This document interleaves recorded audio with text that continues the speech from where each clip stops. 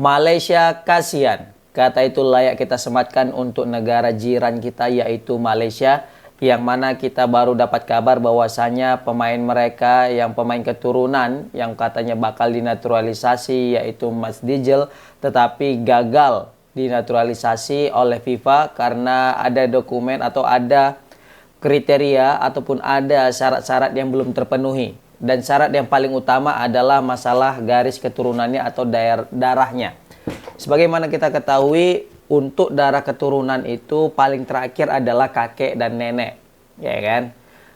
Nah, kali ini si Mas Dijel ini ternyata punya keturunan Malaysia bukan dari kakek dan neneknya, tetapi nenek buyutnya, bukan nenek moyangnya. Jadi kakeknya punya mama, seperti itu. Nah, kebetulan nenek moyangnya ini dia itu lahir di Singapura, bukan di Malaysia guys, tapi Singapura. Nah, kebetulan tahun 1893, 24 Juni 1893, Singapura itu masih dalam bagian Malaysia. Maka dari itu dia masih punya darah keturunan Malaysia, walaupun saat itu negara Singapura lah. Walaupun saat itu masih Malaysia, tapi kalau misalnya kita tarik sekarang itu udah masuk Singapura. Nah, tapi yang jelas meskipun ia punya daerah Malaysia, karena Singapura saat itu masuk dalam Malaysia, tetapi itu sudah terlalu jauh garis keturunannya guys. Karena kalau misalnya tadi nenek kakeknya, kakek neneknya mungkin masih bisa, tetapi ini sudah nenek moyangnya. Nah, itu tidak bisa lagi guys. Itu aturan FIFA terbaru guys. Nah, maka dari itu ini sangat disayangkan FAM ya, Football Association of Malaysia ini gagal menaturalisasi pemain bintang, pemain grade A ya bisa kita bilang ya. Bayangkan dia itu kapten daripada klub Eredivisie Belanda yaitu Go Ahead Eagles ya. Usianya juga masih di usia prime yaitu usia 27 tahun. Sangat disayangkan sekali beliau ini gagal bergabung kepada Malaysia guys. Aku pasti sangat memahami lah perasaan gimana pemain supporter Malaysia yang sudah berekspektasi besar kepada pemain ini, Mas Dijel, tetapi harus secara tragis tidak bisa membela Malaysia. Nah, sebenarnya juga ini sangat tragis karena sebelumnya FAM juga sudah memposting kan bahwasanya mereka akan segera menaturalisasi ini pemain. Jadi besar kemungkinan ini pasti akan terrealisasikan. Ditambah lagi juga pundit-pundit Malaysia, beberapa akun sosial media Malaysia juga udah menggombar-gombarkan ya, sudah menghypekan, sudah juga mengangkat berita ini secara masif, secara viral ya.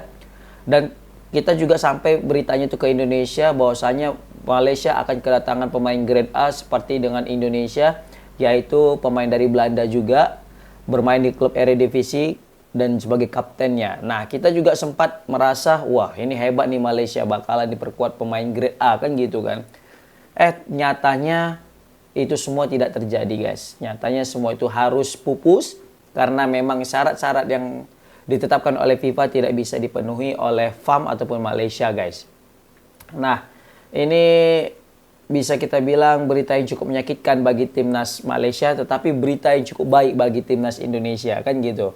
Karena kita bisa kita bilang ya, sejauh ini komposisi pemain kita jauh lebih hebat daripada pemain-pemain Asia Tenggara lainnya guys. Tetapi kita sebagai negara jiran juga tidak boleh terlalu mendiskreditkan negara jiran kita yaitu Malaysia. Karena apapun ceritanya Malaysia dan Indonesia punya sejarah penting guys, punya sejarah sejarah bahwasanya kita itu saudara serumpun ya kan. Nah, tapi ya itulah, namanya juga dalam sepak bola ini pasti ada jengkel-jengkelnya. Maka bisa sering sekali kita lihat dalam sosial media, pasti banyak sekali itu komen-komen antara netizen Malaysia dan netizen Indonesia. Paling sering itu netizen Indonesia tuh, sering mengungkit-ungkit dengan cerita, kita ada peningkatan, bangkitlah lagi gitu lah kan. Kita ada peningkatan, pasti kita ada peningkatan.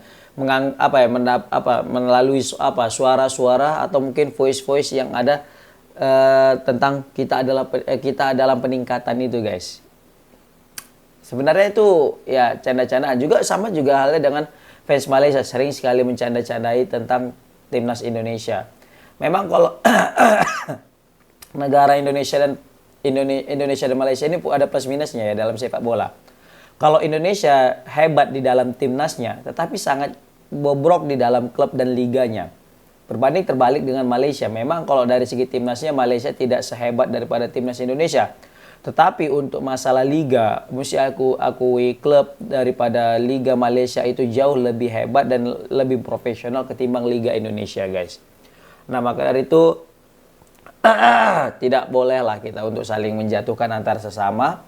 Tetapi yang jelas kita kembali ke topik ya, ini mengindikasikan dengan kegagalan daripada merekrut atau menaturalisasi Matthijs de Ligt ini mengindikasikan bahwasanya proses penaturalisasian itu tidak mudah, guys. Mencari pemain yang betul-betul sesuai dengan kriteria FIFA, syarat-syarat FIFA itu tidak mudah. Jadi kita jangan lagi mudah-mudah untuk mempermasalahkan atau meributkan tentang naturalisasi atau pemain naturalisasi Indonesia, guys. Terkhusus nih oknum-oknum beberapa orang yang sering sekali menyenggol-nyenggol Coach Sintayong dengan program naturalisasinya. Sering sekali kita dapatkan ini, guys. Bahkan tidak satu dua. Ini terkesan seperti masif dan terencana gitu kan. Nah, dengan kegagalan Malaysia merekrut Matthijs de Ligt ini ke dalam timnas mereka sebagai bukti bahwasanya nggak mudah loh untuk menaturalisasi pemain itu, guys.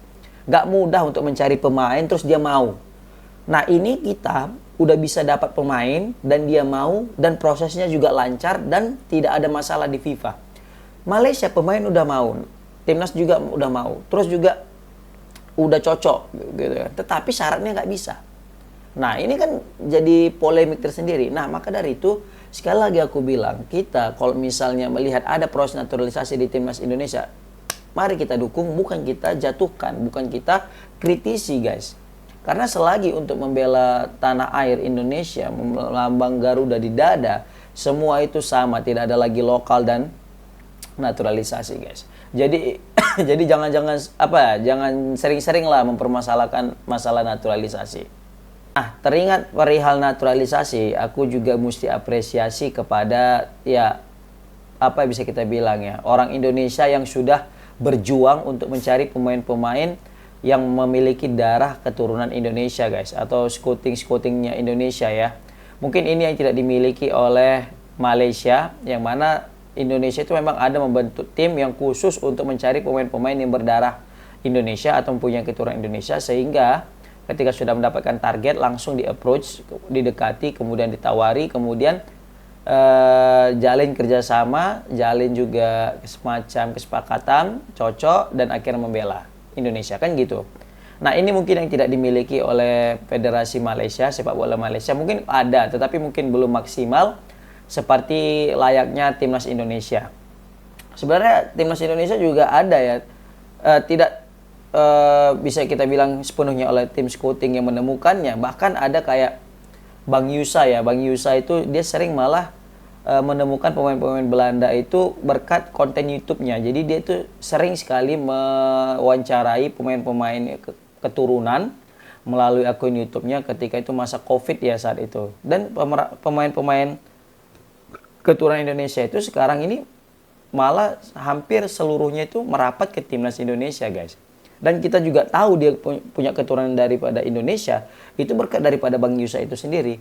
Dan Bang Yusa ini juga tahu, kalau nggak salah kata dia gara-gara pernah main game ya, main Football Manager atau apa gitu ya, tentang pokoknya berkaitan dengan bola, sehingga mencari-cari pemain, terakhir dapat punya keturunan Indonesia, kemudian dia ajak dalam konten dia, kemudian dia upload. Nah, ketika itu viral dan kayaknya kita juga tertarik untuk merekrut dia seperti itu, guys. Dan ini juga tidak lepas daripada peran daripada saudaranya Irfan Bahdim, yaitu Bang Fardy Bahdim.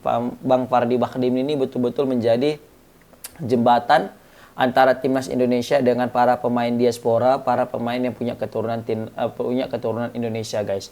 Mesti kita akui kalau bukan karena Fardy Bahdim dan Bang Yusa, Indonesia pasti juga akan sangat kesulitan untuk menaturalisasi pemain, guys. Layaknya timnas Malaysia juga, FAM juga pasti mengalami kesulitan karena mungkin belum menemukan sosok seperti Fardy Bahdim dengan Bang Yusa. Nah, untungnya Bang Fardy Bahdim dan Bang Yusa ini juga disupport oleh orang-orang PSSI, Pak. Itu Pak Erick Thohir. Pak Erick Thohir juga secara terbuka jika memang ada sesuatu yang berkaitan dengan kemajuan timnas Indonesia, PSSI juga secara terbuka, ayo, kalau memang betul-betul untuk memajukan timnas Indonesia akan kami support. Nah, terlihat sekali PSSI sangat serius dalam mensupport timnas Indonesia, apapun akan diberikan selagi itu bisa membanggakan negara kita tercinta, guys. Maka dari itu bisa kita bilang Pak Erick Thohir ini layak sih untuk menjadi ketua PSSI seumur hidup, guys. Atau kalau bisa menjadi presiden aku pilih lah, karena memang betul-betul nyata kerja beliau itu sangat-sangat positif dan berdampak kepada timnas Indonesia, guys. Oke, gimana pendapat kalian tentang naturalisasi Malaysia dan bagaimana tentang naturalisasi Indonesia? Oke, assalamualaikum warahmatullahi wabarakatuh.